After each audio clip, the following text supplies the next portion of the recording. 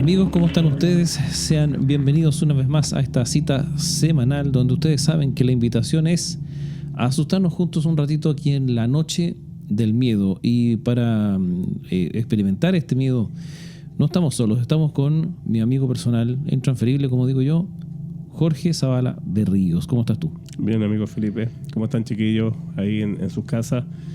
Contento de estar acá en un nuevo programa de la Noche del Miedo.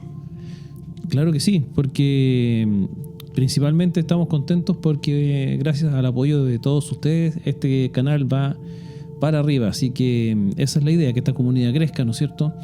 Así que muy agradecido de todos ustedes, porque esto lo hacemos por y para ustedes, chiquillos. Así es. Vamos a tener hoy día, como es la tónica, un programa donde prepárense para saltar, ¿ah?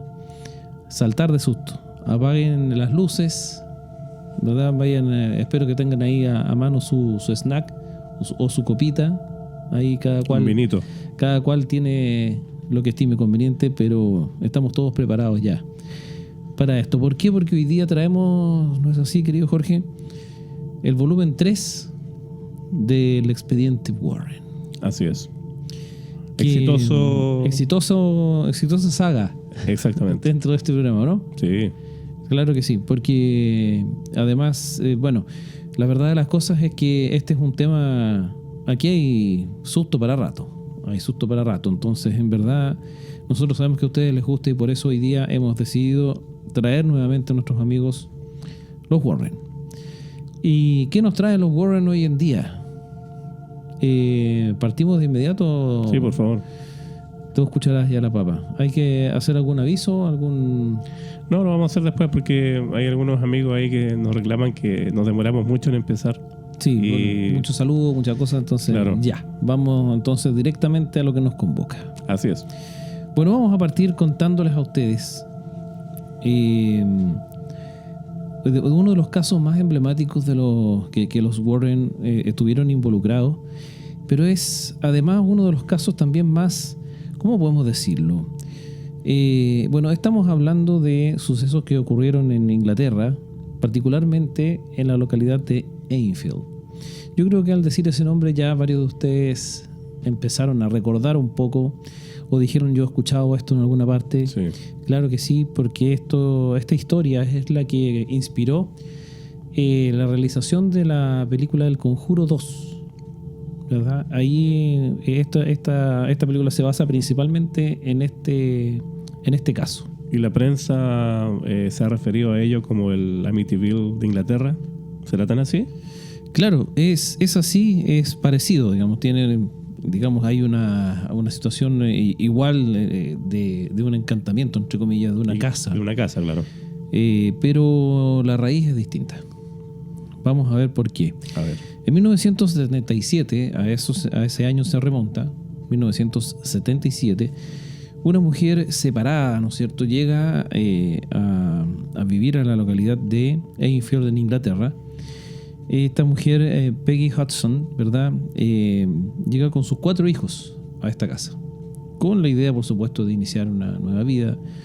Y la verdad de las cosas es que la casa a la que ellos llegan, en un principio parecía todo normal, todo bien, no hay mayor problema. Sin embargo, pasados unos días, 2 de los 4 hijos de Peggy, que son Janet, de 11 años, y Johnny, de 10, comienzan a experimentar en las noches algunos sucesos extraños,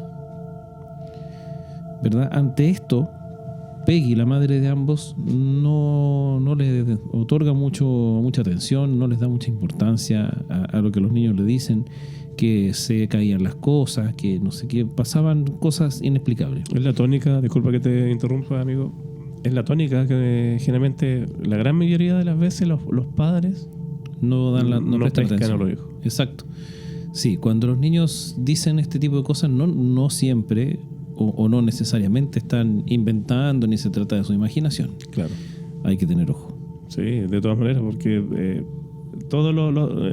gran parte de los casos que hemos conversado, no necesariamente de los Warren, Sí. Siempre los niños Comienzan a advertir cosas que los Claro. adultos no, y no siempre les ponen la atención necesaria. hay que tener ojo con eso. Claro que sí. El asunto es que, por supuesto, la primera vez que los niños comienzan a decirle a su mamá que pasaban cosas extrañas, ella los manda a dormir de vuelta nomás. Ujú. Pero claramente estas situaciones siguieron pasando. No se detienen ahí. E incluso hubo un hecho que fue el que finalmente hizo que Peggy le pusiera atención principalmente a Janet, ¿no? Y precisamente fue ella la que en un minuto fue tomada de los pies y arrojada contra una ventana. Ya. ¿Ya?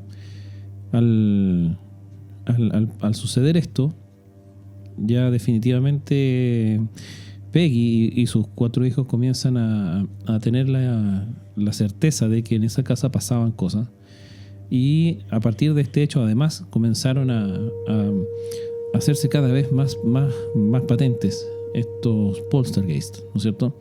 Agresiones físicas. Sí, eso es. O sea, empezaron a notar ya cada vez más, de manera más, todos los integrantes de la familia, de manera cada vez más, podríamos decirlo, vívida, ¿no? Porque ya no se restringía a los niños solamente, sino que además Peggy también lo vio, y no fue la única. De hecho, toda esta cosa de tazas que se caen, vasos que se rompen, cosas que se llenan solas de agua, qué sé yo, comenzó a ser cada vez más recurrente, y tanto fue así que en un minuto Peggy decide abandonar la casa. Ya. Se van donde un vecino, ¿no es cierto? Con los hijos. Con los hijos, con todo, ¿no es Claro. cierto?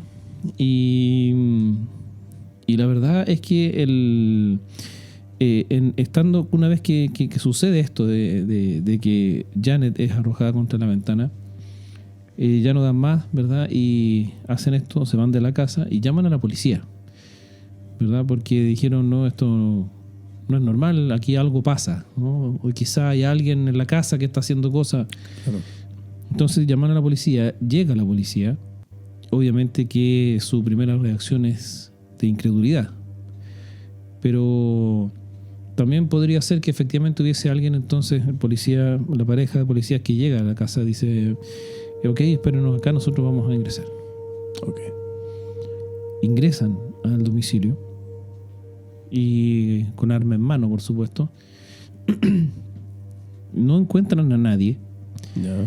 pero sí, en el minuto en el que el policía ya estaba pensando que esto era una broma o sugestión de la familia, inmediatamente se percata de que hay una silla en el lugar que se mueve sola. Y no solamente se movió sola, sino que incluso, según el testimonio de este policía, levitó esta silla. Por supuesto que ante esto, el policía, no pudiendo dar crédito a lo que está viendo, huye más o menos del lugar, ¿no es cierto? Sale corriendo y dice, bueno, sí, efectivamente aquí pasan cosas, pero yo lo que le aconsejo, usted no nos necesita a nosotros, usted necesita Claro. cura, ¿no es cierto? Claro. Así que le aconsejo que busque ayuda por ese lado. Más espiritual. Exactamente. Y bueno, siguen sucediendo cosas, ¿verdad? No paran ahí los hechos paranormales. Y la verdad de las cosas es que empiezan a pasar cada vez más situaciones que afectaban principalmente a esta niña que es de 11 años, que es Janet, Ya. ¿verdad? La verdad es que llega un minuto en el que ya después de sufrir tanto poltergeist, ¿no es cierto? Y tantos casos de cosas extrañas, deciden pedir ayuda efectivamente, pero no parten por los Warren, sino que concurre a ayudarlos, ¿no es cierto?, un investigador paranormal de nombre Maurice Grosse, ¿verdad? Él era miembro de la Society for Psychical Research, o sea, la Sociedad de Estudios Psíquicos, ¿verdad? Y este hombre que trabajaba con otra persona más, ¿no es cierto?, de apellido Playfair, estuvo 6 meses investigando los hechos que ocurrían en esta casa. Tanto, ya. 6 meses en los que logró registrar y fotografiar varios acontecimientos, entre ellos uno en el que Janet aparece también como levitando encima sí. de una cama. La foto que estamos viendo en este momento. Esa foto justamente, ¿no es cierto? Y entonces, claro, se registran también muchas grabaciones de audio, y en esas grabaciones, en esos momentos, ya no solamente estábamos hablando de situaciones de cajas que vuelan y cosas por el estilo, muchas de ellas que fueron lanzadas al propio Groves, sino que comienza Janet a hablar con una voz que no era la suya. Ya. Una voz extraña, más bien masculina, terrorífica, y que decía que se llamaba Bill. ¿Y esto lo hacía estando despierta? Absolutamente, era absolutamente consciente, pero lo extraño de todo esto era que incluso muchas de las frases que decía el supuesto Bill las decía, o sea, se escuchaban incluso sin que ella moviera la boca. Ya, como si fuera un ventríloco. Como si estuviese haciendo un acto de ventriloquía, exactamente. Uh-huh. Y entonces, claro, ahí le comienzan a preguntar a ella, la entrevistan, le empiezan a preguntar qué pasa, ¿no es cierto? ¿Qué es este suceso? Y en ese minuto ella comienza a señalar que esta voz pertenece a un hombre ciego de más de 70 años y que murió en esa casa, ¿verdad? Incluso recuerdo una escena de la película que está muy bien hecha, donde se ve que en un minuto está esta niña sentada ahí y se le ve como este supuesto Bill, ¿no es cierto? Muy terrorífico todo eso. Entonces, o sea, en efecto es el espíritu de esta persona hablando a través de la niña. Sí, claro. Incluso esas grabaciones quedaron registradas. Podríamos escucharlas en una de esas. Uh-huh. Y la verdad es que es muy tétrico, por decirlo menos, porque se trata de una voz claramente masculina que sale de la boca de ella, y que además también hay momentos en los que habla y la boca no la está moviendo, efectivamente. A ver, ¿te parece si vamos a escuchar un pedacito de ese audio? Claro, vamos a escuchar un poco de lo que se registró en ese caso. Claro, está en inglés británico, pero aquí lo interesante también es escuchar la voz, que claramente la voz original. Es la voz de una persona mayor y un hombre. Exacto. Exactamente. Va. These teenage sisters believe they're haunted by a poltergeist. I was going to ask the same question as I asked earlier. How many voices are there? 600. 600 the voices. I know the joke. How many really are there, Margaret? I think so far we've had 10 Three. Sensible voices, but the rest of the names are absolute rubbish. ¿Qué te parece? Realmente escalofriante. Sí, de todas maneras. La verdad es que se siente muy, muy real, ¿no? Sí. Y bueno, este hecho, ¿verdad? Es uno de los hitos del caso de Enfield, conocido como el poltergeist de Enfield. Y la verdad es que desde aquí no solamente siguen investigando esto con Maurice Groves, sino que ya comienzan a pedir la ayuda de un cura, ¿verdad? De un padre católico, quien a su vez hace el nexo para lograr llegar a los Warren. Ok. Recordemos que los Warren vivían en Estados Unidos, ¿no? Entonces llega a ellos esta grabación, precisamente, Ujú. ya en donde esta escena está en la película también, ¿no es cierto?, en la que se lo muestran en la grabación a los claro. Warren. Y el padre les dice, ¿qué les parece esta grabación? Claro. Y dicen, bueno, parece un señor un poco perturbado, ¿qué le pasa? Dicen, no, dijo, esta grabación, la voz que ustedes acaban de escuchar proviene de una niña de 11 años. Por supuesto que para la época era bastante más impactante incluso de lo que es para nosotros hoy día. Claro, y si uno se pone a pensar qué tan fácil es para una niña de 11 años hacer la voz de un hombre mayor. Sí, Es difícil. Por mucho que tengas talento de ventriloquía, Claro. no es tan fácil, No. ¿verdad? Lo más increíble de todo es que el investigador, Gross, que estaba ahí, a partir de los datos entregados por Janet, investiga, indaga, y efectivamente en esa casa había muerto una persona de nombre Bill Wilkins. Ok. O sea, y eso no había sucedido hace mucho tiempo. La niña no tenía cómo saberlo. O sea, ellos venían llegando recién a vivir ahí. Entonces, efectivamente era muy difícil que ella Claro. tuviera esa información, ¿verdad? Y además achuntarle a la edad y todo eso. O sea, Claro. era muy complejo. Entonces, ¿qué es lo que sucede? Sucede que se llega a los Warren a través de este nexo, y los Warren concurren, ¿verdad?, a Inglaterra a investigar lo que aquí sucedía.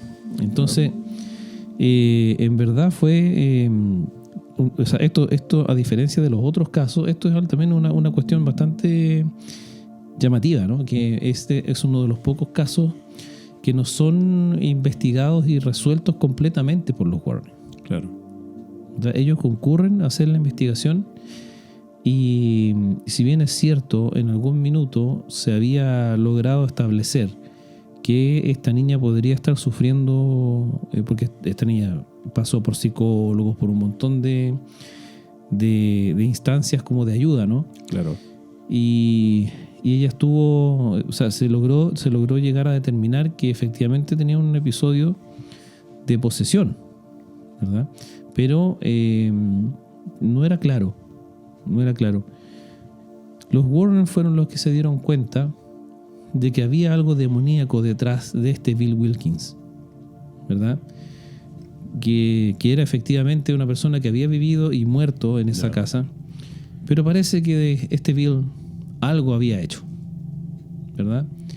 Y detrás de la muerte o de las situaciones que vivió Bill, había efectivamente una posesión, o sea, una actuación, digamos, demoníaca. Incluso en la película se ve, ¿verdad? Los que la vieron, y si no la vieron, véanla, porque efectivamente es espectacular, igual que toda la saga. Y se relata el que este demonio estaría intentando matar a Ed Warren. Claro. Un demonio conocido, además de... Conocido, los Warren. de ellos y de nosotros que lo vimos acá, no al demonio, sino como en algunos de nuestros programas anteriores estuvimos hablando de esta entidad, ¿verdad? Y la verdad de las cosas es que en este caso también fue donde apareció primero, ¿no? Aquí en esta historia donde parece querer asesinar a Ed. Bueno, lo vamos a decir, pues. O sea, indistintamente que pasen o no cosas de nuevo acá en el estudio, que sí han pasado antes de empezar a grabar, pero bueno, pero le van a pasar cosas también a nuestro... Claro, pero nos debemos a esto nosotros. Es que el demonio que tuvo que ver con la monja, ¿cierto? Sí, es, justamente. Balak. En fin, lo dijimos, ahí está. Pongan atención a su entorno en este minuto. Bien, lo que pasa es que claro, justamente aquí esto se agrava de alguna manera, ¿no es cierto? Y ya en el minuto en el que esto pasa, ya la cosa no se trata solamente de ayudar a Janet y a la familia, ¿verdad? De ellos, sino que ahora está en juego también la vida de Ed. Entonces, Claro. ahí ya la historia se complica. ¿Ya? Y ahí es donde todo esto toma otro ribete, digamos. Por eso no es una historia tan como fue el caso de Annabelle, ¿no es cierto? O Amityville. O Amityville, ¿no es cierto? Donde ellos concurrieron a solucionar un tema. Claro. Aquí hay una suerte de lucha contra este demonio que finalmente ganan, pero la situación no terminó del todo. ¿Ya? O sea, salvaron la vida de Ed y todo eso, pero de hecho hasta hace no mucho tiempo se volvió a entrevistar incluso a la verdadera Janet, ¿no? Uh-huh.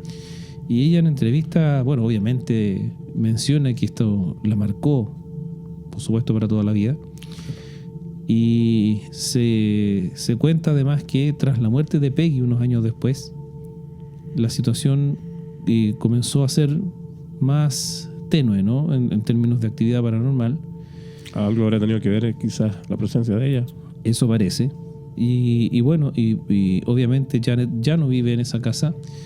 De hecho salió muy temprano de ahí. A los 16 años se fue. Incluso se casó después, a esa edad.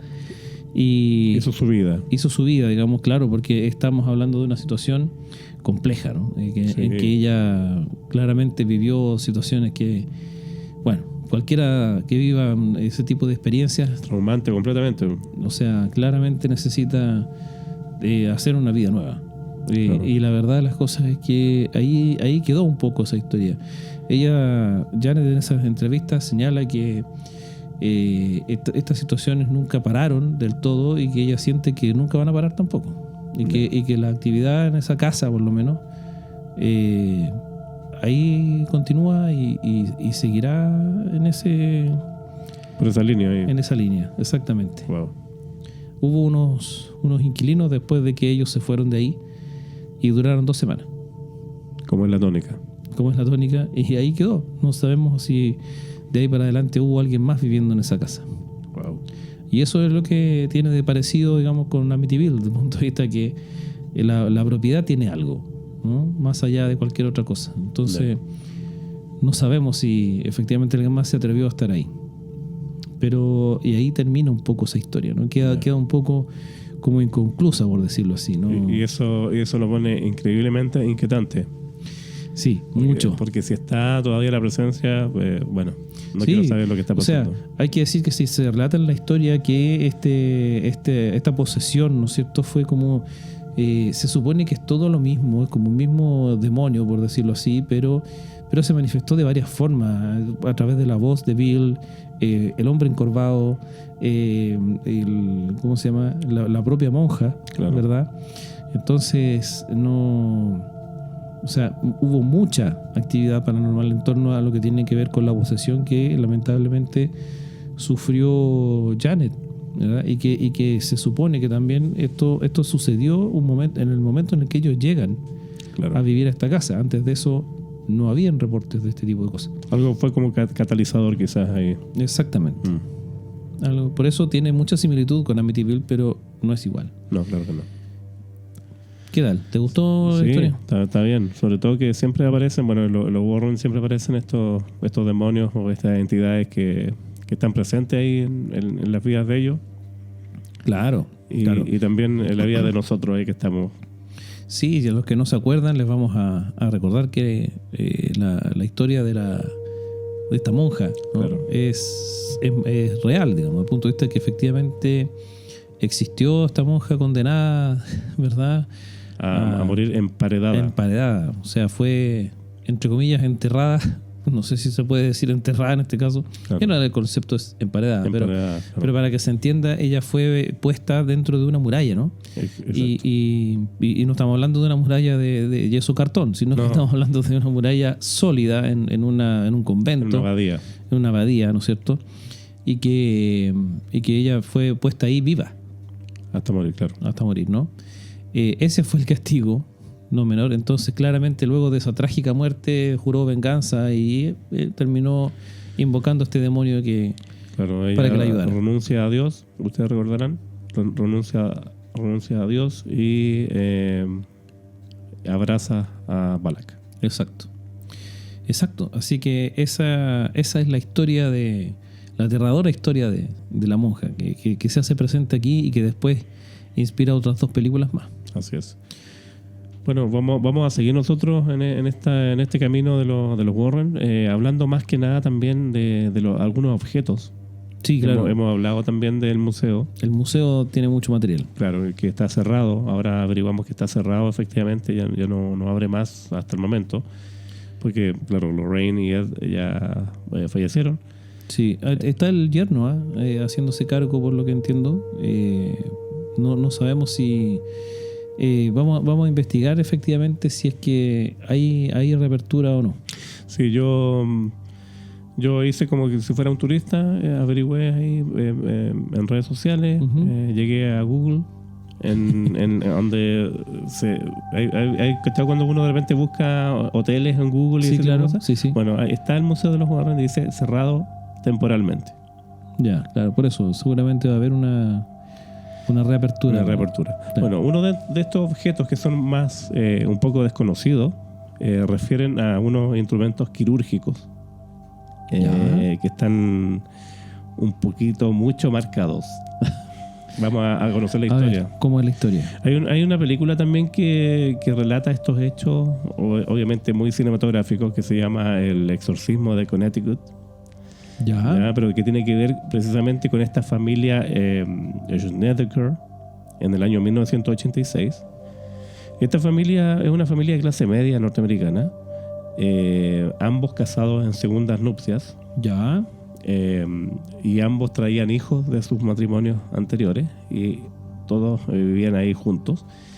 La cosa es que el hijo menor de esta pareja tenía cáncer. Y tenían que constantemente estar viajando desde Nueva York a Connecticut, donde le hacían estos tratamientos para su enfermedad. Ya. ¿Qué pasa acá? Que este pequeño, con estos viajes tan seguidos y en la condición que él se encontraba, se le hacía muy difícil ese viaje, que lo estuvimos viendo, es un viaje de no más allá de 2 horas en auto, y era muy complicado para él. Entonces, ¿qué es lo que decide la familia?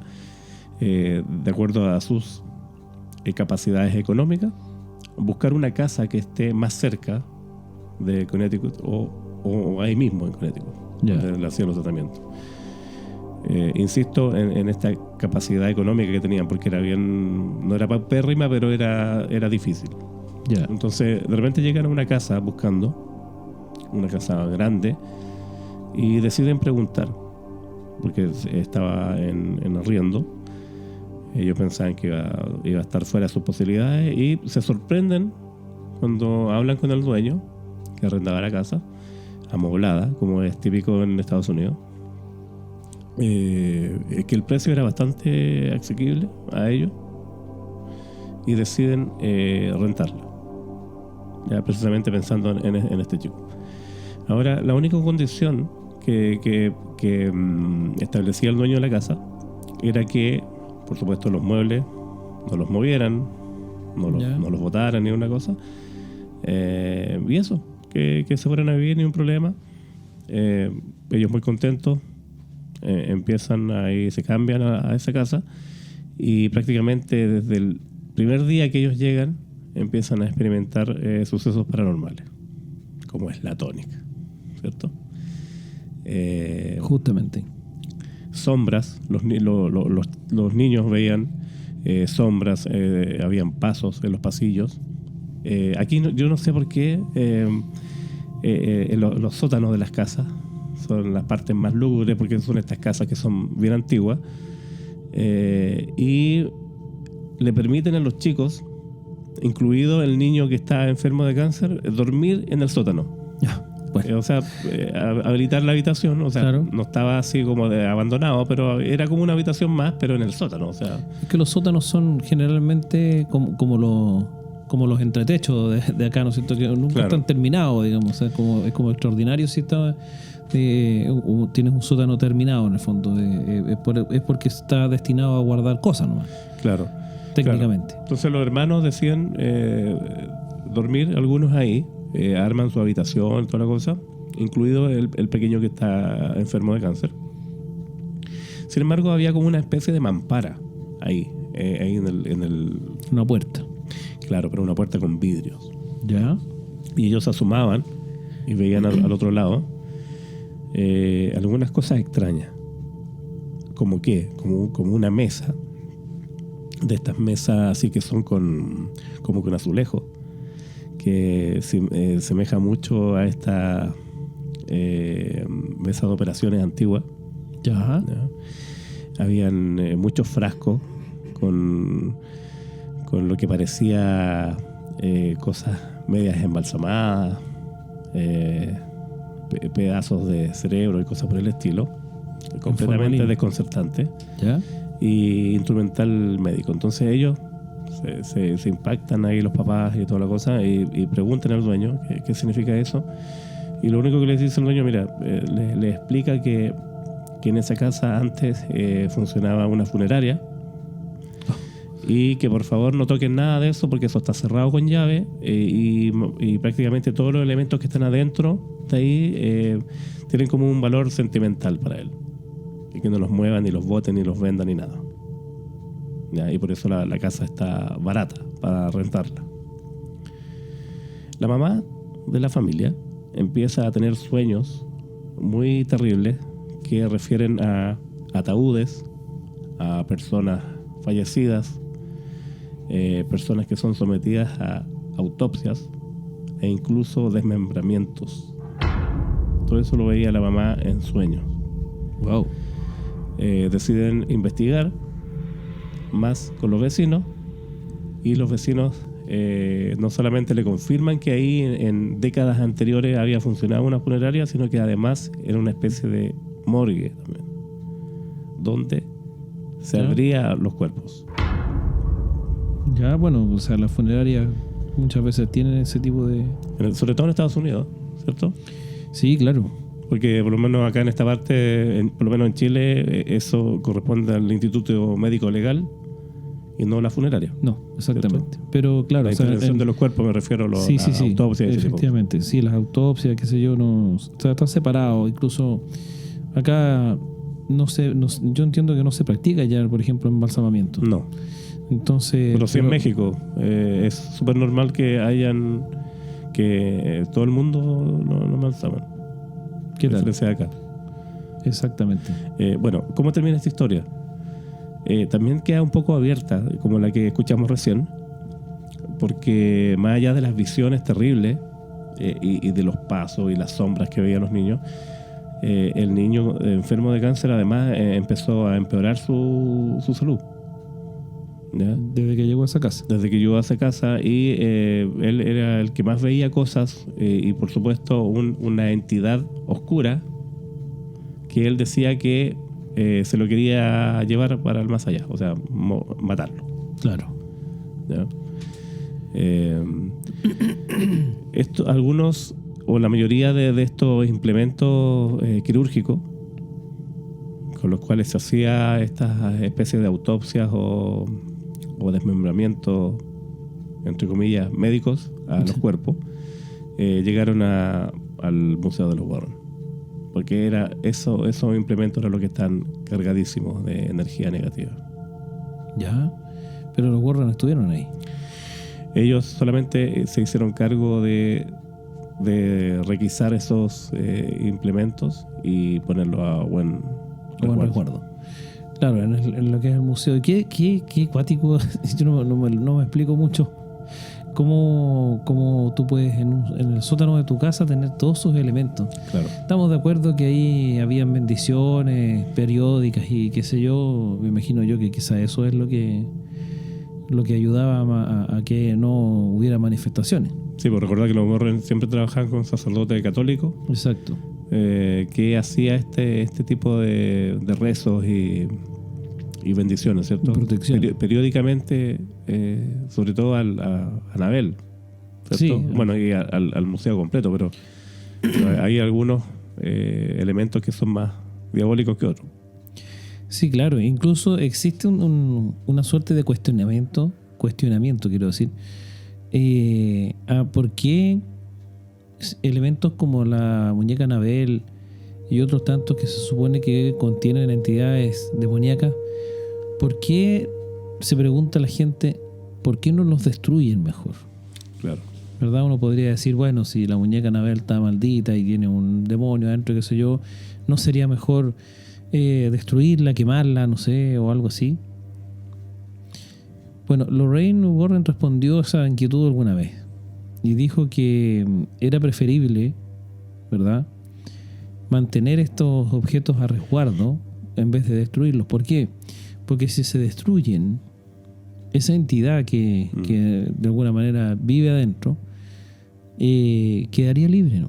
Claro. O existe la posibilidad de que quede libre. O sea, con destruir el elemento portador de esta entidad, no se destruye la entidad. Claro. Tiene sentido resguardar el elemento. Claro, cosa de que con eso el ente queda atrapado en el portador, ¿no? Claro. Y Es de ahí como no la sale más. trampa de los cazafantasmas. Justamente, Claro. justamente. ¿Verdad? Ahí no hay cómo, ¿no? Se mantiene ahí y sería todo. Claro. Entonces ya no es lo más conveniente destruir estos objetos, sino mantenerlos a resguardo. Claro. Es esa como la finalidad, la finalidad del museo, de hecho, desde el punto de vista de mantener las cosas ahí, precisamente para evitar que hagan mal, porque es como el Jumanji, ¿no? Claro. O sea, desaparece de la vida de alguien y alguien más lo encuentra después y vuelve a comenzar la historia. Claro, finalmente en esta casa, claro, los Warren determinaron que debido a la naturaleza de las cosas que se practicaban ahí en esa funeraria o en esas autopsias, vaya a saber uno bajo qué condiciones.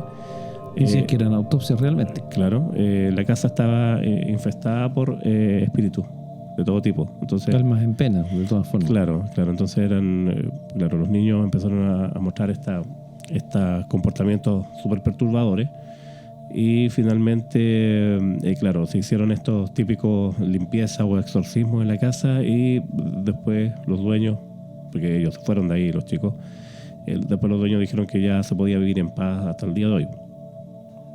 Ojalá, ¿Cierto? ojalá sea cierto. Claro, pero llama la atención porque el instrumental médico es una cosa, pero yo me habría llevado todo. Digamos, esa mesa de operaciones, no sé. Claro. No sé, pero en fin, igual lo importante es que efectivamente ahí haya habido un tratamiento Sí. del objeto. ¿Con qué seguimos? Terrible. Bueno, vamos a seguir, de verdad, con un objeto. Ahora sí, mira, nosotros hemos hablado de que hay muchos objetos muy terroríficos en el museo. Algunos de ellos bien desconocidos, los hemos tratado en los capítulos anteriores de la saga Warren dentro de la Noche del Miedo. Pero yo creo que el de hoy debe ser efectivamente el más terrorífico. Más que Annabelle, más que las manos así, ¿no es cierto? Más que la esfera negra. En fin, hay una larga lista que hemos tratado. Y yo diría que este es el más hostil, por decirlo de alguna forma. Así lo definieron los Warren.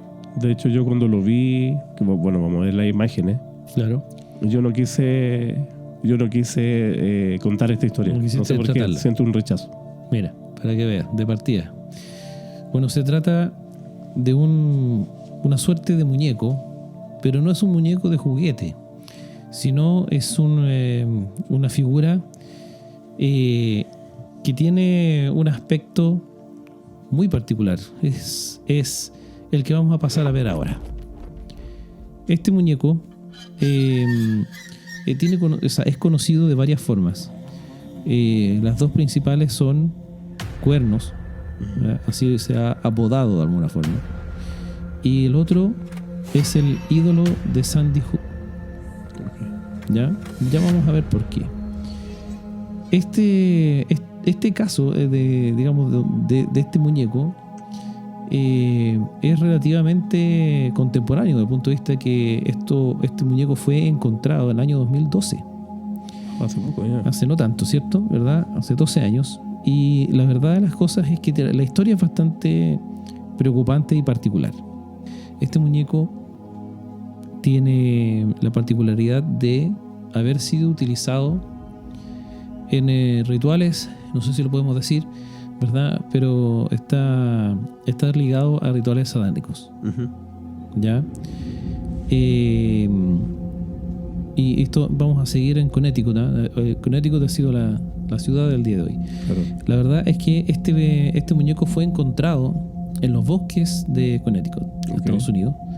Allí se suele hacer muchos rituales, no sé por qué, ¿verdad? Pero como es un bosque grande, ¿no es cierto? Se suele hacer muchos rituales de invocaciones y cosas así. Y además se dice que en esos años, en ese lugar, se juntaba una secta satánica. ¿Verdad? ¿Cómo apareció este muñeco, verdad? Apareció la primera vez, la primera persona que se encontró con esta figura fue un tipo que estaba recorriendo el bosque solo, y cuando lo ve corre hacia el muñeco tratando de ver qué es lo que era esto que estaba ahí, y se encuentra con esta imagen, y la persona que lo vio describió que al momento de acercarse fue como si esta cosa le quitara toda su energía, como que se la absorbiera, ¿no? Ya. Entonces, incluso al punto de sentir de un minuto a otro una debilidad, como si vinieses, no sé, corriendo la maratón, ¿verdad? Yeah. O subiendo un cerro. Entonces, ante eso, ¿verdad? Obviamente ya ver esta cosa y más encima sentir eso es escalofriante. Y en la mitad del bosque, además. Y en la mitad del bosque, ¿no es cierto?, en un lugar donde se sabe que ha habido actividad de ese tipo antes. O sea, no sé, ¿cierto? Reúne todos los requisitos como para salir corriendo, digamos. Claro. Y la verdad es que sucede esto, ¿no? Se encuentra este muñeco. ¿Y qué pasa con esto? ¿No es cierto? Como te digo, se dice que este muñeco, cuyo material es indeterminado, porque esto se supone que es como de madera, con telas y otros elementos, pero no hay mucha certeza por qué.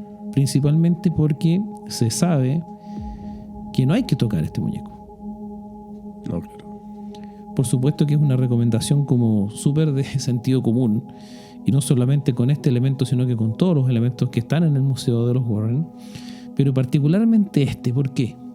Porque se supone que la finalidad de esta imagen, ¿no es cierto?, que es conocida como un ídolo, ¿ya? Se supone que tenía como fin atrapar entidades o almas, ¿ya? Para contenerlas. Y la verdad es que sucede que en esta localidad, ¿verdad?, cerca de este bosque, hay una localidad que se llama Sandy Hook. No es una persona de la que estamos hablando, sino de una localidad. Okay. ¿Ya? Y Sandy Hook, que está también ahí en Connecticut, ¿no es cierto?, tenía una escuela primaria donde justo en esta misma época sucedió una lamentable matanza, un tiroteo dentro del colegio, donde murieron 28 personas. De esas 28, 20 eran niños. Okay. Niños pequeños. Sí. ¿Verdad? 6, 7 años. Primaria. Entonces, y justo en esa época, como les digo, fue cuando se encuentra este muñeco. Ya. Entonces, estamos hablando del año 2012. Entonces, ahí es donde se hace una relación entre ambos hechos. Se piensa que tiene que ver esta secta con a través de este muñeco, ¿no es cierto?, y esta matanza. Okay. Ya se hace esa relación.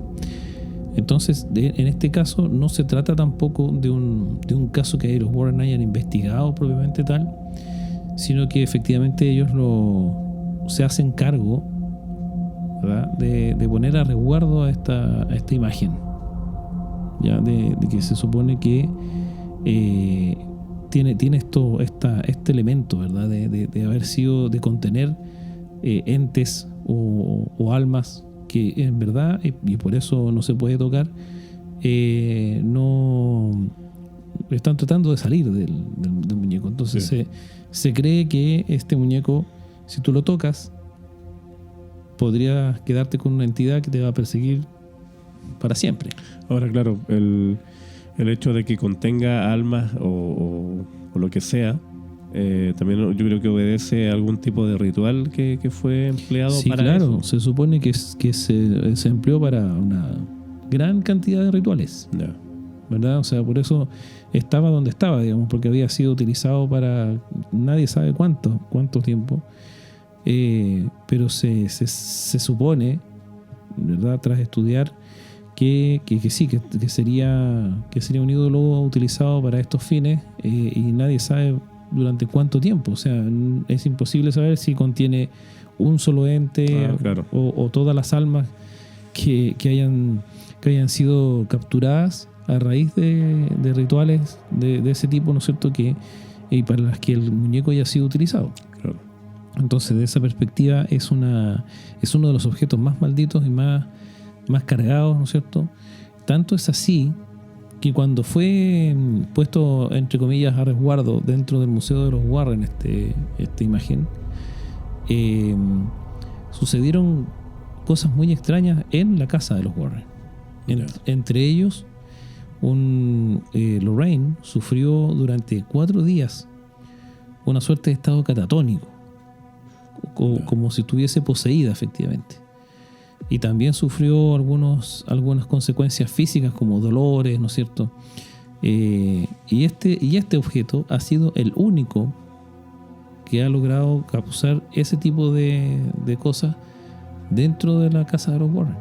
Más que Annabelle o cualquier otro. No pasó nada con Annabelle, no pasó nada con el zootropo, ni con el espejo, ni con ninguno, ¿no es cierto? Sino que este fue el que logró eso, Ya. Wow. ¿verdad? Y tiene más relevancia lo que tú decías delante, de que en vez de destruirlo, mejor contenerlo. De hecho, se dice que Ed, a propósito, puso esta imagen, la ubicó debajo de una colección de cuadros de pinturas encantadas, ¿no es cierto?, que ellos también han logrado reunir. Ya. Todo con el afán de mantener a resguardo, ¿verdad?, toda la actividad negativa que emana de esta imagen. Claro. Imagínate lo que es encontrarte de pronto con con esta imagen y con sentir esta situación como de un robo de tu energía. De esa manera, como al punto de llegar a sentirte débil. Estamos hablando de segundos, ¿no? No es una cuestión de que horas ahí, No, claro. no, sino que en segundos, ¿verdad? Eso habla de que hay una gran cantidad de energía contenida ahí. Claro, y a menudo, ¿cuántas veces nos ha pasado a nosotros o a ustedes que nos están viendo, chiquillos, o escuchando en Spotify, que de repente cuando uno anda caminando precisamente en lugares así como poco transitados, o bosques o campos o lo que sea, uno de repente siempre se encuentra con de repente juguetes, muñecos o cosas extrañas botadas ahí, y, Claro. y generalmente ahí algunas personas van y se lo llevan a la casa, Claro, pensando que son, algún juguete extraviado, una cosa claro, así. o incluso con una cosa de valor. Claro, yo creo que es mejor las cosas dejarlas ahí. No es recomendable. Claro, No es recomendable. Claro, o sea, imagínate que más encima estamos hablando de bosques donde se sabía que se realizaban invocaciones sobre todo. y cosas de este estilo, ¿no? Que de repente la gente a lo mejor no cree, piensa que por el solo hecho de ser un bosque alejado, solitario, hay mitos, ¿verdad? Claro. sobre lo que ahí se hace, pero al parecer no son mitos. Claro. O sea, ya este muñeco viene un poco a confirmar aquello, ¿no? Porque además que no creo que sea coincidencia que dentro de este bosque y ahí mismo, ¿no es cierto?, en la localidad de Sandy Hook, en Newtown, Connecticut, haya pasado todo esto al mismo tiempo. No, claro. O sea, podría estar perfectamente relacionado, No, sí. ¿ya? Porque de hecho es uno de los casos más graves de tiroteo al interior de escuelas en Estados Unidos. Lamentablemente que es un comportamiento habitual, sobre todo en Estados Unidos. Sí, después de esto han pasado más de 50 veces. Entonces, la verdad es que es un tema no menor esta actividad negativa en el caso de este ídolo de Sandy Hook.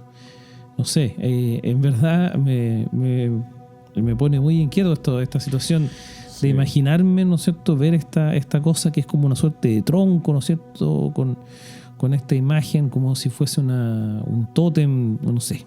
A mí me causa un rechazo.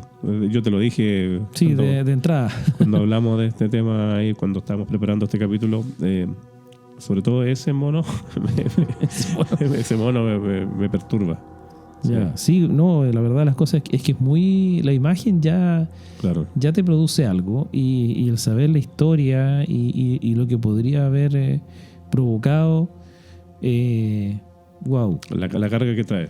Sí, claro, o sea, se dice, son majaderos quienes están en el museo de los Warren con la gente de decir que no hay que tocar ni ese ni ninguno, pero particularmente ese, como dijimos antes. Pero se dice, yo no he visto, pero se dice que a pesar de la advertencia, existen registros de personas, de turistas que se han tomado fotos abrazando al muñeco, por ejemplo. O sea, esto no es un chiste, en verdad, más allá de si uno cree o no cree, por último, ante la duda, abstente, ¿no es cierto? O sea, mejor prevenir que curar también. No sé, yo pienso que de ver estas cosas uno no puede tentar a la suerte. No, claro, no. Hay que ser muy responsable al momento de querer visitar un lugar como el Museo de los Warren y el comportamiento que hay que tener al interior de ese lugar. Y yo no sé si habrán restricciones de visita, pero yo creo que los niños no deberían ir a esos lugares. Yo creo que no, yo creo que debe ser para mayores, claro. Sí, porque ellos tampoco permitían en su minuto que cualquiera entrara ahí. O sea, yo no llevaría a mi hijo chico. No, yo tampoco. Por mucha curiosidad que haya. Claro. No, yo con suerte iría yo. Claro, lo dejo ahí en el antejardín de Amityville nomás ahí. No, pero fuera de broma. Jugando con unos muñequitos. Claro. Pero no, eso es. Al final esto es una situación complejísima, ¿no? Imagínate lo que sería solamente el hecho de pensar en esa persona que se encontró esta figura y lo que pasó al interior de los Warren. O sea, cuántos objetos y qué tan malditos unos más que otros. Claro. Pero pensar en que este sea el más maldito de todos, o sea, que haya sido el único capaz de afectar físicamente, en este caso Lorraine, no es para chiste. Uno tiende a pensar lo que te dije recién, pues uno tiende a pensar que de repente Annabelle sea como la... Sí, lo que pasa es que ha sido uno de los casos más bullados, ¿no? Y efectivamente, si lo comparamos a Annabelle con el carrusel, con el espejo u otro, puede que efectivamente sea uno de los casos más serios, pero no es el más terrorífico. No, claro. Bueno, hay que tenerle atención a todos los casos, ¿no? Yo creo. Sí, de todas maneras, pero claro, o sea, como te digo, en este caso en particular estamos hablando del único que ha sido capaz de afectarlos a ellos. Claro. Estando en el museo y todo. Sí, yo me voy a quedar en el museo, porque vamos a ir a hablar de otro elemento. A ver. Que es el conocido como el espejo maldito. Wow. Nos vamos a trasladar en el tiempo a finales de los años 1700 y principios del 1800, en plena época de la esclavitud todavía en Estados Unidos. Ya. ¿Cierto? No tiene que ver con la Quintrala esto, ¿no? No tiene que ver con la Quintrala. Ya. En una plantación de Luisiana, ¿ya? Se supo de un amorío que tuvo una mujer esclava afroamericana con el dueño de la plantación. Ya, qué raro, ¿ya? Esta mujer se llamaba Chloe. Tuvo un amorío ahí de esos con el dueño de la plantación. Y como suele ocurrir en estos casos, la esposa de este señor se entera y no la agarra con su esposo, mira, sino Ya, que, por supuesto, con ella. la agarra con Chloe. Es que se pensaba que muchas veces Ella las esclavas hacían eso seducían para... a los patrones. Claro, como para convertirse en la nueva señora, digamos. Claro, cosa que es imposible que pasa. La cosa es que le cortan una oreja a esta mujer Como castigo. como castigo. Más que nada para que sea un ejemplo para los demás esclavos, ¿cierto? Eso es lo que se llama un escarmiento. Un escarmiento. Y esta mujer queda mutilada de esa forma y empieza a usar un turbante. Muy llamativo además porque es de color verde, turquesa. Y se hizo rápidamente famosa en su localidad, perdón, donde ella vivían ahí mismo dentro de la plantación, ¿Ya? como esta mujer que había tenido este amorío y que había sido castigada. Tanto fue su desesperación que ella empieza a urdir un plan para precisamente asesinar al dueño de la plantación, En venganza. en venganza. Pero si no fue él. O sea, O sí. pero a lo mejor, claro, él la O sea, sedujo, no sé. quizá tenía que efectivamente ordenar él la mutilación. No lo sé.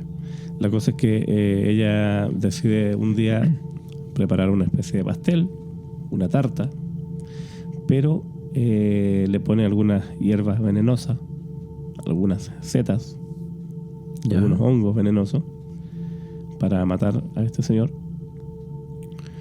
Y lamentablemente para ella no contaba con que la esposa, a quien le había cortado la oreja, comió de este pastel y las 3 hijas de esta señora. Oh, rayos. Finalmente, estas personas terminan muriendo en la casa, ahí en Luisiana, frente a un espejo. En estas casas antiguas, y hasta el día de hoy, de repente se estila tener estas especies como de arrimo a la entrada de la casa, Claro, claro. con grandes espejos, que sirve mucho ahí cuando uno se mira ahí antes de salir de casa, ¿cierto? Hemos hablado innumerables veces que de repente los espejos suelen ser portales a quienes creemos este tipo de cosas y que hemos comprobado empíricamente, como siempre repetimos en los programas. ¿Qué pasa con estas muchachas? Mueren, la mamá y las 3 hijas, envenenadas. Wow. Y mueren frente a este espejo. Ese es un dato importante. ¿Por qué? Porque existe la creencia además que cuando existen este tipo de espejos grandes o cualquier espejo en las casas, cuando muere una persona en la casa es necesario cubrirlos, taparlos. ¿Por qué? Porque esta especie de portales o espejos, al morir una persona en la casa, queda como impregnada la última imagen de esa persona en el espejo. Claro. Situación que acá no ocurrió en esta casa. No taparon ningún espejo y por ende, supuestamente, quedó impregnado la imagen de la mamá y las 3 hijas muriendo de esa forma terrible, envenenada. Claro. Hubo castigo para Chloe. La descubrieron que ella había sido la asesina. Y curiosamente el patrón no fue el que tomó la decisión, sino que los mismos esclavos, compañeros de ella, la ahorcan, la matan, por supuesto, y tiran su cuerpo al río Mississippi. Mira tú. Así es. Empiezan a pasar fenómenos paranormales. Ya pasaron los años, las décadas. Y hay reportes. Por supuesto, esta casa se convierte en una atracción turística. La hemos estado viendo ahí en imágenes. Y hay reportes precisamente también de turistas que se sacaban fotos Con el espejo. frente al espejo, conociendo la historia. Y algunas veces aparecían algunas imágenes que ellos identificaban como una mujer antigua, No, te puedo creer. reflejando su imagen, ¿no? Y cosas que pasaban en la casa. Entonces, este espejo después llega a buen resguardo también de los Warren en el museo, precisamente para evitar este portal abierto, Claro, ¿cierto? claro. La historia inquietante por lo que pasó, por cómo fue, cómo terminó Chloe y cómo terminó la esposa de este señor que fue el que inició todo, yo creo.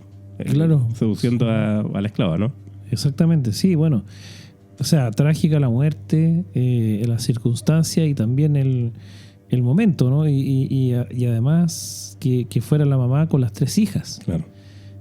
Y finalmente el destinatario no sufrió pasó nada. ningún daño, digo. Claro. Eso, bueno, es realmente lamentable y al estar el espejo ahí disponible, sí, o sea, esa situación hace que efectivamente haya como una energía atrapada ahí, ¿no? Claro. Ahora, siendo bien honesto, también hay voces disidentes que dicen que esta historia fue inventada para un poco atraer a más gente a esta casa para que la visitara. Ajá. Sin embargo, como hablamos recién, lo mismo con el muñeco ese diabólico, mejor yo creo que no es no tentar a la suerte. O sea, ¿para qué vaya a estar como probando? ¿Para qué hacer la prueba? Justamente. Fíjate tú que ahora que tú mencionas eso, olvidamos de hacer la mención A ver. que en el caso de Enfield, ¿no es cierto? Una de las grandes complicaciones que tuvo el caso, porque fue un caso extremadamente mediático, Ujú. ¿no es cierto? Paralizó prácticamente Inglaterra durante un buen tiempo. Pero fíjate tú que siempre hubo dudas, se puso en dudas la evidencia que se había recopilado de las grabaciones, las fotos, los videos. ¿Por qué? Porque hubo un minuto en el que algunas situaciones ya fueron efectivamente comprobados que eran obra de los mismos niños. Ok, ya. ¿Ya? Entonces en ese minuto Janet, la misma afectada por las demás situaciones, reconoció que habían algunas situaciones que ella con su hermano habían creado para asustar a los otros hermanos. Ya, ok. Sin embargo, estamos hablando de cuestiones puntuales. Ya, no todo. No todo. O sea, de hecho, ella no se tiró contra la ventana, ¿no? Digamos, claro. sino que, claro, doblaba cucharas, dicen, o incluso intentaba doblar fierros y cosas como para simular que era otra cosa. Ya. Sin embargo, no eran situaciones, esto más allá de que las situaciones que las niñas o los niños en este caso inventaron no eran grandes mentiras, digámoslo así. O sea, no hicieron un montaje de que ella se colgara con unos cordeles transparentes, no sé, para levitar, sino que efectivamente esas cosas sí sucedieron. Claro. Pero también, como hubo un reconocimiento de parte de ella que hubo cosas que se inventaron, perdió credibilidad totalmente. Ah, claro. Ya lo que se transformó en un calvario además para la familia, que no solamente tenía que cargar con soportar estas cosas en su casa, sino que después iban por la calle y la gente prácticamente les escupía. Claro. Por ser la gente del caso chanta, ¿no es cierto? Del caso falso de la casa embrujada, ¿no? Entonces realmente fue un tema y de hecho también los Warren tuvieron sus dudas cuando estuvieron investigando este caso. Claro. Porque decían en ese minuto que no sentían nada hasta que comenzaron a darse cuenta que estaba este demonio detrás, ¿no? Pero en un principio eran escépticos también, ¿verdad? Y hasta que, bueno, de luego se pudo comprobar y vino todo lo que vino, pero en ese minuto hubo grandes complicaciones para ellos, los implicados, ¿verdad? La familia, pero también para el país, desde el punto de vista que es paralizar prácticamente el país con una noticia y después darse cuenta de que podría ser mentira, no es menor. Claro. Yo tengo la última, que es una historia muy cortita, ¿ya? Que tiene que ver también con un elemento del museo. Pero que acá hay que decirle a los chiquillos que con lo mismo que pasó con Balak, ya lo nombramos, ya estamos curtidos ya, pasaron cosas, no sabría decirte qué acá, Se apagó una cámara de repente cuando estábamos hablando de eso. Y referente a esta historia, que es una historia re cortita que tiene que ver con una máscara que fue utilizada en algunos rituales medio extraños, medio diabólicos, oscuros, y se llama la máscara de Tommy Scott, ¿ya? Que era utilizada por un hombre que en sus últimos años de vida dedicó completamente su vida a la adoración de Samael. ¿Quién es Samael? Un ángel caído. Un ángel caído. ¿Qué es lo que hacía este señor? Él se encomendaba por medio de rituales oscuros en los cuales pedía la aniquilación total de sus enemigos. Wow. ¿Ya? En estas prácticas era usada esta máscara, se la ponía a este señor, invocando a este ángel caído, demonio, lo que sea que se llama, Samael, que está en la historia, en la Biblia incluso, también está en la cábala judía, que nosotros lo hablamos en un capítulo pasado sobre este ángel de la destrucción, que precisamente era convocado en esta maldición judía, ¿te acuerdas? La pulsa de Nura que se llama. Claro. Bueno, era este mismo ángel caído era invocado por esta persona con esta máscara puesta. Y esta máscara llegó a manos de los Warren al museo, y Ed, sobre todo, fue muy enfático en establecer como una especie de ley jamás tocar la máscara y jamás ponérsela frente a un espejo, como lo hacía este señor. Porque si tú te la pones, la máscara, frente a un espejo, se produce una manifestación física de Samael. ¿Ok? No hay que tener tamaña idea.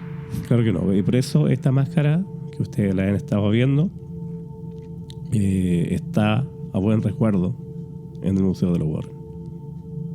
Qué increíble, oye, las historias que hay, envuelven todos estos elementos dentro del Museo de los Warren. Sí. A mí lo que me llama la atención, más allá de todas las historias que hemos hablado en estos 3 capítulos de los archivos Warren, es que cada vez que nosotros hablamos de ciertos personajes, porque por un lado, claro, la gente dirá, oye, pero ustedes están contando lo mismo que las películas. No, generalmente nosotros siempre contamos como la historia real. Sí, detrás de lo que fue basado en las películas. Pero nos ha pasado que siempre, cuando hablamos sobre todo de estas entidades demoníacas o entidades oscuras, sí, pasan cosas. Pasan cosas acá en el estudio, o pasan cosas a ustedes en sus casas, que están escuchando o viendo este programa. Y nos pasan cosas después. Y nos han contado en los comentarios también que se sienten ruidos, se sienten presencia. El hombre del sombrero. Yo estoy con unos escalofríos un buen rato. Claro que sí. Te diré. Así que, es que nos pasa con los Warren. Sí, siempre lo mismo. Entonces, claro, nosotros nos reímos y toda la cosa, pero el tema está tratado con mucho respeto, y sobre todo cuando nosotros hablamos de estas entidades también, ¿cierto? Sí, claro que sí. En verdad, esa es la idea. Así lo hacemos siempre en las investigaciones, en lo que nosotros tratamos de abarcar en el programa, claro. Cuando hacemos entrevistas, en evidencias, etcétera, etcétera. Siempre desde la postura del respeto. Así es. Porque esto es serio. Esto no es juego, no es para inventar o para decir cosas que no son. Claro, en este capítulo hemos intentado hacer como los elementos y las historias más relevantes de la historia de los Warren. Siempre va a haber alguna que otra más, pero yo creo que en estos 3 volúmenes que le hemos puesto ha salido lo mejor. Claro que sí, no descartamos que haya un cuarto, no sabemos, pero la verdad es que es apasionante el tema de los Warren, porque son los demonólogos más famosos, ¿verdad? Que han existido y con mayor historia. Claro. Que no son los únicos, por supuesto, pero sí quizá podríamos decir los más exitosos y conocidos. Entonces, en realidad su historia lleva a haber conocido y haber experimentado de alguna forma lo que es todo este mundo oculto. Sí. Por eso el museo se llama Museo del Ocultismo, ¿no es cierto? de ellos, de los Warren, y de la labor que realizaron. O sea, digamos, desde el punto de vista que además es súper interesante el hecho de que, claro, Lorraine siempre fue una medium con estas habilidades y qué sé yo, pero Ed era un ex-marine, ¿no es cierto? Entonces su cuento era totalmente distinto y terminó siendo el principal asistente, por decirlo de alguna forma, y hicieron un equipo con Lorraine que wow, ¿no? Y fue testigo de todo lo que pasó. Sí, tantas cosas que habrán enfrentado hoy día. Imagínate, una saga completa de películas de terror. Ya habla de que son las experiencias reales de dos personas, o sea, que vivieron todas estas cosas, y que cada elemento que tienen en este museo del ocultismo está ligada a uno de sus hechos. O sea, estamos hablando de cientos quizás de casos, claro, en los que ellos vencieron demonios, entidades, etcétera, etcétera. Claro. ¿No es cierto? Siempre van a estar los detractores, pero también ahí nosotros dejamos siempre abierto las posibilidades, porque puede ser que haya algunas historias que a lo mejor no fue como lo cuentan las películas o las historias, pero queda abierto. Sí, no, además que cada cual es dueño de creer o no esto o lo que se les ocurra, ¿no? Claro. La verdad, las cosas que nosotros no obligamos a nadie, pero sí ponemos en antecedentes lo que se conoce, lo que se sabe. Y ¿para qué estamos con cosas? Ustedes saben también lo que nos han visto antes, y si no pueden ir a los capítulos anteriores. Ustedes saben que nosotros hemos experimentado un montón de cosas que las hemos registrado y se las hemos mostrado a ustedes. Sí. No es simplemente que, no sé, sería re fácil decirte ahora, yo por ejemplo, acabo de ver que se movió un libro por allá. Mentira, o sea, no. No, claro, no funciona así. No, se cayó no sé qué y lo boté yo recién con la mano. No es una cuestión que esto no es chiste, ¿no? Entonces, en verdad, las cosas que nosotros tenemos y que le hemos mostrado a ustedes son tan testigos de lo paranormal como nosotros. Claro, finalizamos con los saludos. Ya está, que nos pasemos a dijeron saludar que nos saludásemos al principio, sino que al final. Aquí estamos cumpliendo. A todos los chicos, que están ahí también en el chat, pero aquí en especial saludamos a Vivi Miranda, a Karen Palacios, a Alejandra Lagos Cerda, Teresa del Carmen Guzmán, la Marcela Arbuch, está Andrés Hertz, Marcela Repeto, Salvador Méndez, la Carolan Hidalgo, el Coque y el Boris Rodríguez. Muy bien. La Bárbara Hernández. De Argentina, Diego Catafesta. Muy y bien. por supuesto a Andy Leiva, ahí que Nuestro amigo Andy. nuestro amigo Andy, Claro. de la casa de Cartagena. No lo digas. No lo digas más. Sí. Hasta Hay que que decirlo. nos vayamos. Hay que No, por el contrario, no hay que decirlo. Pero bueno. No, ahora Cuéntenos sí, ustedes ahí cómo ahora sí que van a sintieron. pasar cosas. Claro, cuéntenos ahí cómo ustedes sintieron este programa. Ojalá que se hayan asustado como nosotros. Ahora a mimir yo, Si es que podéis. sé que puedo. Bueno, vamos a intentarlo, ¿ya? Pero bueno, espero que les haya gustado como siempre, se hayan asustado un rato con nosotros. Esa es la invitación, ustedes tienen esa idea ya. Así que, bueno, no nos podemos despedir sin antes también pedirle a todos ustedes que nos ayuden a hacer crecer esta comunidad. Por favor. ¿Verdad? Suscríbanse al canal, denle me gusta, compartan, comenten, ¿no es cierto? Denle a la campanita para que les avise cuando hagamos vivo, que es lo que estuvimos haciendo también el viernes pasado.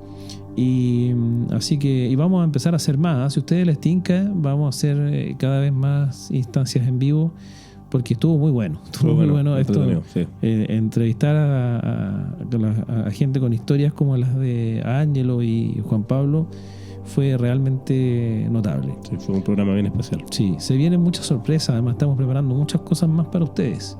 Ya hay crossover, ¿no es cierto? Hay colaboraciones, hay de todo en el horizonte. Hay más investigaciones también en terreno, así que esta vez, en esta temporada, nos hemos portado bien, ¿cierto? Hemos hecho harto terreno. Así que, Como tiene que ser. Como tiene que ser, y haremos todavía más por ustedes. Así que bueno, dejándolo siempre con la invitación a seguirnos, a vivir nuevamente con nosotros las experiencias paranormales, a que nos envíen también sus historias. Recuerden que está saliendo en pantalla el WhatsApp para que ustedes nos hagan llegar sus experiencias y pueden ser parte de la Noche del Miedo o de testigos de lo paranormal, ¿no es cierto?, en evidencias. Así que no se olviden, tienen esa herramienta y pueden ser ustedes los que estén contando historias en vivo después. Así es. Uno nunca sabe. Palabras al cierre, querido Jorge. Estamos bien. Yo estoy muy bien. Agradecer también, me uno a tus saludos y eso. Bien, pues chiquillos. Entonces, a Mimir Time. Así que, si es que pueden, les deseamos suerte. Gracias, amigo. Con eso. Así que, y la invitación a encontrarnos nuevamente en una nueva edición de La Noche del Miedo.